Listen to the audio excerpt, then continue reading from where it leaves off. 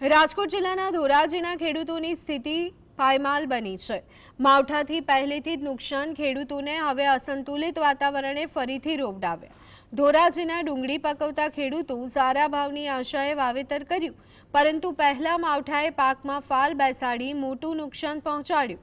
ત્યારબાદ ખેડૂતો માવજત કરી પાકને ફરી તૈયાર કર્યો, પરંતુ જ્યારે પાક લેવાનો સમય આવ્યો ત્યારે બજારમાં ભાવ તળિયે બેસી જતા ખેડૂતોને રાતા પાણીએ રોવાનો વારો આવ્યો।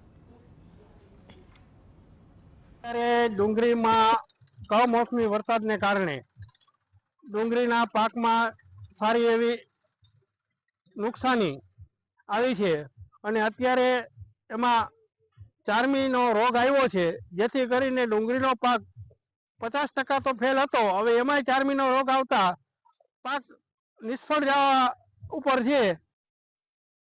ડુંગળીનું ઉત્પાદન છે એથી વધારે ઉત્પાદન નથી, એટલે ઓછામાં ઓછા ખેડૂતને 400 રૂપિયા મણે મળે ને તો જ ખેડૂતને કાંઈક 2 પૈસા મળે અને એનો ખર્ચો નીકળે અને નવું વાવેતર કરી શકે। નકર અત્યારે ખેડૂતની પાસે વાવેતર કરવાના પણ પૈસા વધ્યા નથી મગફળી, નથી કપાસ, નથી ડુંગળી, કોઈ જણસીના ભાવ નથી।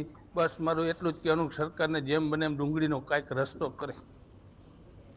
ભાવ તાલે નથી આવતા ને બીજાને બરે અટાણે હવામાન એવું ખરાબ થઈ ગયું, ઘડીક વરસાદ હોય ને ઘડીક તડકા પડે છે, એટલે ડુંગળીનું ઉત્પાદન નથી ને પૂરા ભાવે